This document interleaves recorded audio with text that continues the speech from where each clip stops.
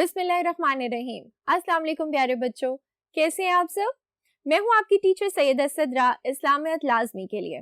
तो बच्चों, जो टॉपिक आज हम पढ़ने वाले हैं वो है सुलह हुदैबिया, जिसके बारे में हम पढ़ेंगे और फिर हम करेंगे उसकी मश्क, जो कि हम करेंगे MCQs का पार्ट।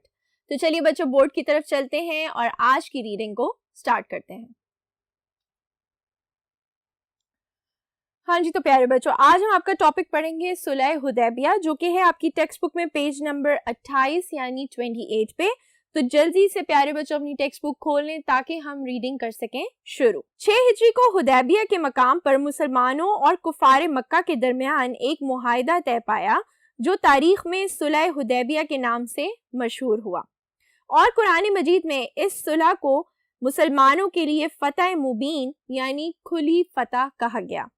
अब इसका पस मंजर क्या था कि हिजरत के 6ठे साल रसूलुल्लाह सल्लल्लाहु अलैहि वसल्लम ने ख्वाब में देखा कि आप सल्लल्लाहु अलैहि वसल्लम अपने सहाबाए कराम रज़ियल्लाहु ताला अन्हु के साथ मस्जिद हराम में दाखिल हुए और सहाबा समेत बैतुल्लाह का तवाफ किया।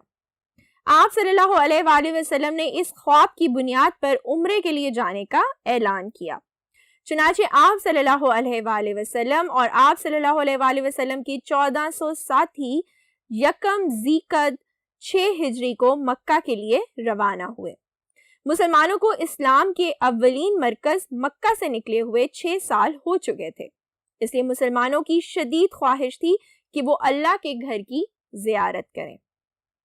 चूंकि ये लोग महज खाना काबा की जियारत के लिए जा रहे थे, इसलिए हजूर सल्लल्लाहु अलैहि वसल्लम की हिदायत के मुताबिक मुसल्ला होकर नहीं जा रहे थे, सिर्फ तलवारें साथ लेकर जा रहे थे जो मयानों के अंदर थीं। अहले अरब का दस्तूर था कि वो हर सफर में कम से कम तलवार जरूर साथ रखते थे, जो कि नयाम में रहती थीं। कुर्बानी के जानवर भी साथ थे। इससे साफ जाहिर था कि ये लोग जंग के इरादे से नहीं बल्कि सिर्फ उम्रा अदा करने की नीयत से जा रहे हैं। ये काफिला मक्का से कुछ फासले पर था तो ये खबर मिली कि कुरैशी मक्का जंग की तैयारी कर रहे हैं और इस मकसद के लिए उन्होंने अपने दोस्त कबीलों को जमा कर लिया है। हजूर सल्लल्लाहु अलैहि वसल्लम ने इस सूरत हाल के बारे में सहाबाए कराम रज़ियल्लाहु ताला अन्हु से मशवरा किया। फैसला ये हुआ कि सफर जारी रखा जाए। खालिद रज़ियल्लाहु ताला अन्हु बिन वलीद ने, जो उस वक्त मुसलमान नहीं हुए थे, उन्होंने मुसलमानों का रास्ता रोकने की कोशिश की। चुनाचे मुसलमान अपना रास्ता बदल कर हुदैबिया के मकाम पर पहुंचे, मगर कुरैश मक्का ने मक्का मुकरमा में दाखिल ना होने दिया। अब है जी हजरत उस्मान रज़ियल्लाहु ताला अन्हु की सिफारत और शहादत की अफवाह। कुरैश के अज़ाइम देखकर रसूलुल्लाह सल्लल्लाहु अलैहि वसल्लम ने बदील रज़ियल्लाहु ताला अन्हु बिन वर्का के जरिए कुरैश को पैगाम भिजवाया कि हम उम्रा करने की गर्ज से आए हैं, इसलिए हमारा रास्ता ना रोका जाए। कुरैश ने भी कई लोगों को बातचीत के लिए भिजवाया, लेकिन बात तय ना पाई। इस मौके पर रसूलुल्लाह सल्लल्लाहु अलैहि वसल्लम ने हजरत उस्मान रज़ियल्लाहु ताला अन्हु को सुलह की बातचीत के लिए अपना सफीर बनाकर भेजा। हजरत उस्मान रज़ियल्लाहु ताला अन्हु अहले मक्का में बहुत मुअज़्ज़ज़ समझे जाते थे।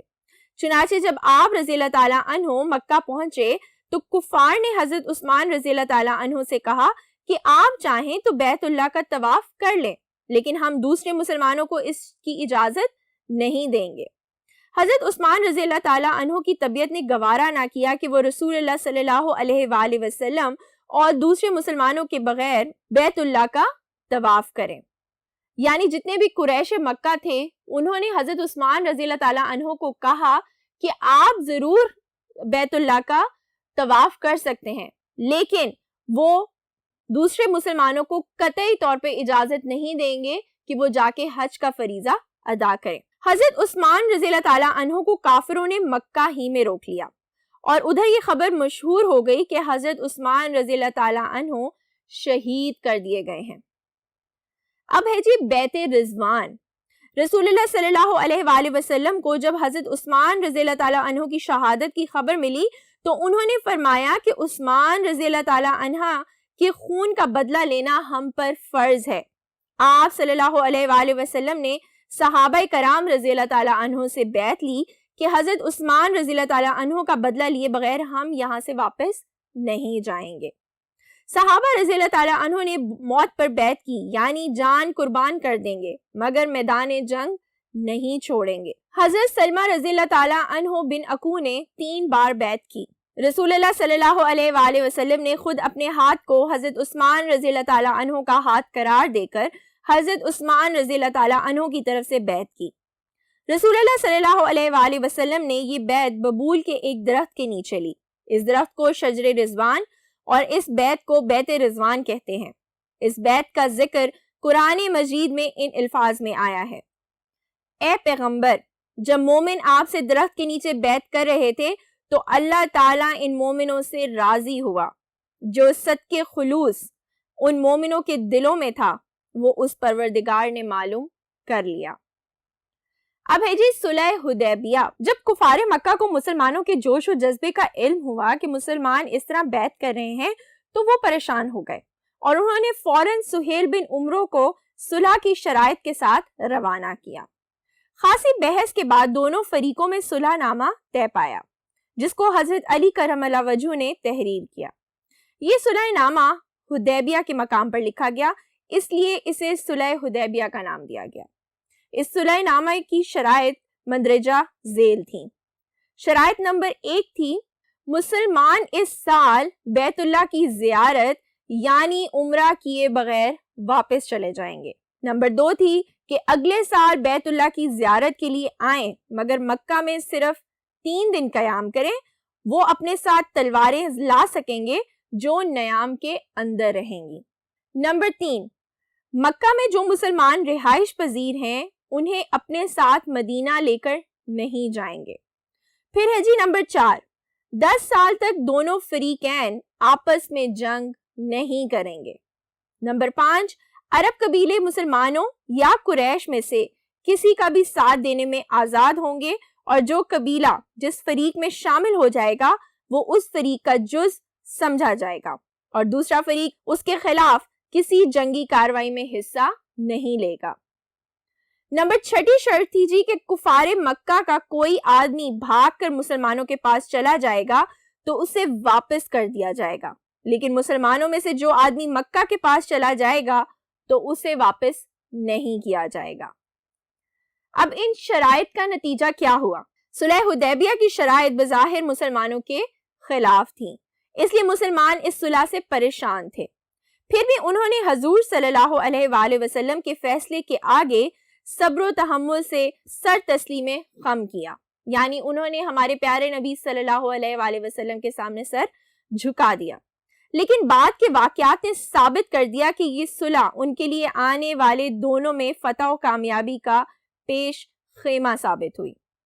یہی وجہ ہے کہ اللہ تعالیٰ نے وحی کے ذریعے اس معاہدے کو مسلمانوں کے لیے فتح مبین یعنی کھلی فتح کا نام دیا، اور اس کا ذکر قرآن مجید میں اس طرح آیا: اللہ تعالیٰ نے فرمایا، میں نے ان مسلمانوں پر اطمینان نازل فرمایا اور انہیں جلد آنے والی فتح کا انعام دیا۔ اس صلح نامہ کی وجہ سے مسلمانوں کو موقع مل گیا کہ وہ آزادی اور سکون کے ساتھ تبلیغ اسلام کا کام جاری رکھیں۔ مسلمانوں کو اگلے سال نہ صرف عمرہ ادا کرنے کا موقع ملا بلکہ اس کے ساتھ انہیں یہ موقع بھی ملا کہ وہ اپنے گھر والوں اور رشتہ داروں کے ساتھ ملاقات کر سکیں۔ یہ صلح نامہ فتح مکہ کا پیش خیمہ ثابت ہوا، اور صحابہ کرام کو اس حقیقت سے آگاہی بھی ہوئی کہ حضور صلی اللہ علیہ وآلہ وسلم کا ہر فیصلہ حکمت و دانائی پر مبنی ہوتا ہے، اور اس کو تسلیم کرنے میں ہی ان کی کامیابی و کامرانی ہے۔ تو بچوں، ہم نے پڑھا صلح حدیبیہ، جو کہ تھا حضرت محمد صلی اللہ علیہ وآلہ وسلم کی حیات طیبہ غزوہ خندق سے غزوہ خیبر تک کی۔ اس چیپٹر کو دوبارہ ریوائز کریے گا، اچھے سے پڑھیے گا، ان واقعات کو ریوائز کریے گا تاکہ آپ کو مزید اسلام کے بارے میں انفارمیشن حاصل ہو سکے۔ اب چلیں گے ہم اگلے بورڈ کی طرف اور کریں گے اس چیپٹر سے ریلیٹڈ مشق۔ ہاں جی، تو بچوں اب ہم کریں گے اپنے چیپٹر کی مشق جس میں ہوں گے جی ہمارے 3 سوالات. سوال نمبر 1 ہوگا درست جواب پر دائرہ لگانا. سوال نمبر 2 ہوگا جی خالی جگہ کو پر کرنا. اور سوال نمبر 3 ہوگا درست اور غلط فقرات کی نشاندہی کرنا. تو سوال نمبر 1 دیکھتے ہیں جی کہ درست جواب پر دائرہ لگائیے. سینٹینس پڑھ کے پھر ہم آپشنز پڑھیں گے اور جو تو آپشن ہوگی بیسٹ کریکٹ اس کے گرد ہم لگائیں گے دائرہ. صلح حدیبیہ کا معاہدہ طے ہوا کب؟ 5 ہجری کو، 6 ہجری کو یا کہ 7 ہجری کو؟ تو یہ معاہدہ طے ہوا تھا 6 ہجری کو. اب ہے جی نمبر 2. آپ صلی اللہ علیہ وآلہ وسلم نے خواب دیکھا کہ آپ صلی اللہ علیہ وآلہ وسلم اپنے صحابہ کرام رضی اللہ تعالیٰ عنہ کے ساتھ بیت اللہ کا طواف کر رہے ہیں، مکہ فتح کر رہے ہیں یا حج کر رہے ہیں. تو آپ صلی اللہ علیہ وآلہ وسلم نے خواب میں دیکھا تھا کہ آپ صلی اللہ علیہ وآلہ وسلم اپنے صحابہ کرام رضی اللہ تعالیٰ عنہ کے ساتھ بیت اللہ کا طواف کر رہے ہیں، جس کے بعد آپ اپنے صحابہ کرام کے ساتھ مسلمانوں کے ساتھ عمرے کے لیے روانہ ہوئے تھے. آپ صلی اللہ علیہ وآلہ وسلم مکہ روانہ ہوئے 1300 ساتھیوں کے ساتھ، 1400 ساتھیوں کے ساتھ یا کہ 1500 ساتھیوں کے ساتھ. تو آپ صلی اللہ علیہ وآلہ وسلم مکہ روانہ ہوئے تھے 1400 ساتھیوں کے ساتھ. اب ہے جی نمبر 4. مسلمانوں کا راستہ روکنے کی کوشش کی کس نے؟ طارق بن زید نے، بدیل بن ورقہ نے یا کہ خالد بن ولید نے؟ تو کی تھی خالد بن ولید نے، جو کہ ابھی مسلمان نہیں ہوئے تھے. تو ہم لگائیں گے اس کے گرد دائرہ. اب بڑھتے ہیں بچوں اگلے بورڈ کی طرف اور اپنے بقیہ کے فقرات دیکھتے ہیں. ہاں جی تو بچوں اب ہے نمبر 5. صلح حدیبیہ کو تحریر کیا کس نے؟ حضرت علی کرم اللہ وجہ نے، حضرت عثمان رضی اللہ تعالیٰ عنہ نے یا کہ حضرت عمر فاروق رضی اللہ تعالیٰ عنہ نے؟ تو صلح حدیبیہ کو تحریر کیا تھا حضرت علی کرم اللہ وجہ نے. اب ہے جی ہمارا آخری فقرہ نمبر 6. صلح حدیبیہ کے شرط کے مطابق بیت اللہ کی زیارت کے لیے آنے والے مسلمان مکہ میں قیام کریں گے کتنے دن؟ 2 دن، 3 دن یا کہ 4 دن؟ تو وہ قیام کر سکتے ہیں 3 دن اور 3 دن سے زیادہ وہ قیام نہیں کر سکتے. پھر ہے جی سوال نمبر 2 جو کہ ہے ہمارا خالی جگہ پر کیجئے. قرآن مجید میں صلح حدیبیہ کو مسلمانوں کے لیے ڈیش کہا گیا. تو قرآن مجید میں صلح حدیبیہ کو مسلمانوں کے لیے کھلی فتح یا پھر فتح مکہ، آپ دونوں میں سے جو بھی لکھنا چاہیں. پھر ہے جی نمبر 2. حضور صلی اللہ علیہ وآلہ وسلم نے ڈیش کو کفار مکہ کے پاس بات چیت کے لیے بھیجا. تو حضور صلی اللہ علیہ وآلہ وسلم نے بدیل بن ورقہ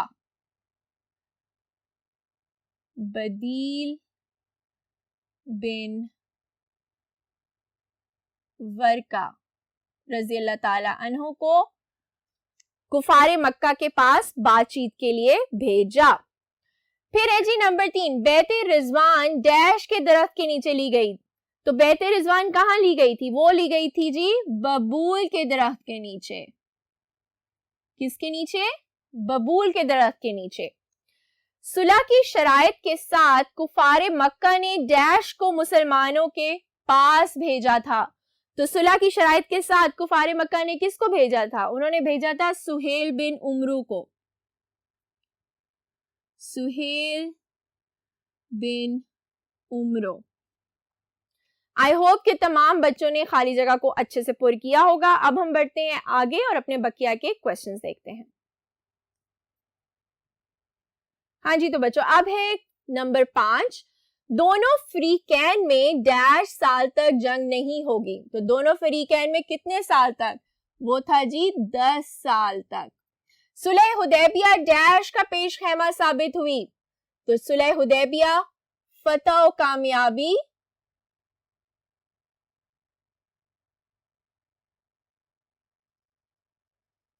کامیابی کا پیش خیمہ ثابت ہوئی۔